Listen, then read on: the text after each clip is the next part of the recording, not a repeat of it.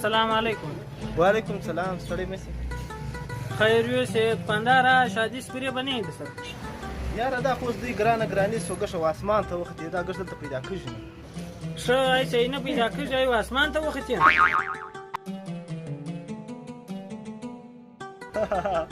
زه دا ما مقصد دا دی چې ګراني سوله که نه اسمان ته نو نه دي ختلي وروره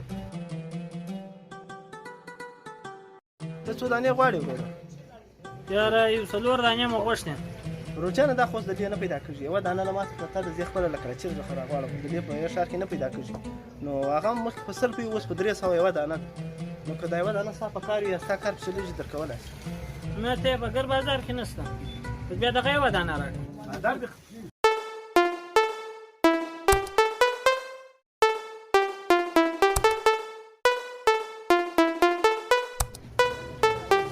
نه په 300 روپۍ ده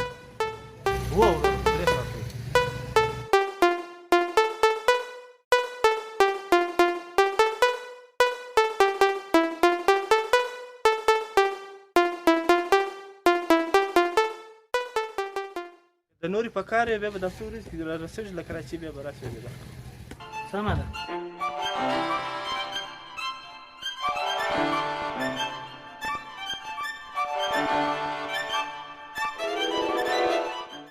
السلام علیکم.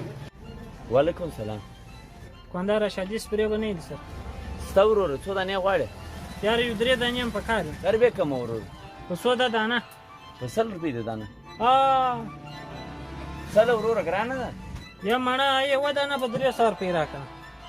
ښه روچانه دا خو اوس د دې نه پیدا کېږي یوه دانه له ماته پرته ده زه یې خپله له کراچۍ څخه راغواړم د دې په یوه ښار کې نه پیدا کېږي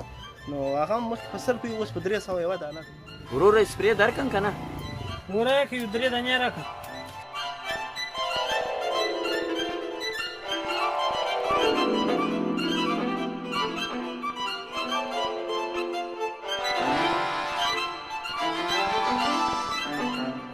بابک خانه ته یو درځل شادي سپرې راکړه او شریف خانه خو در کوم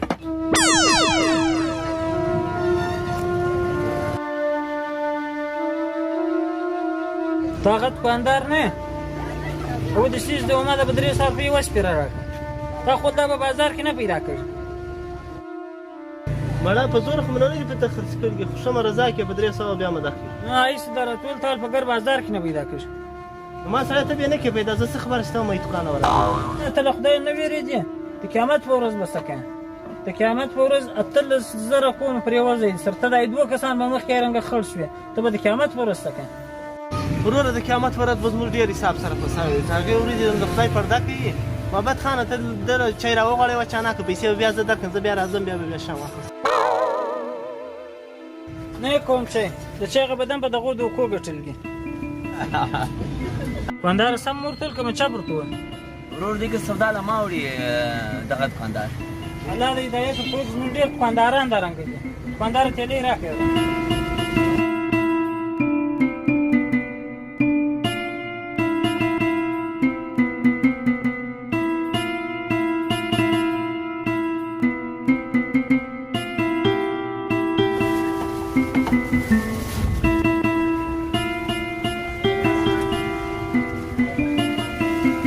لاړم دوکاندار په ما که شه ورور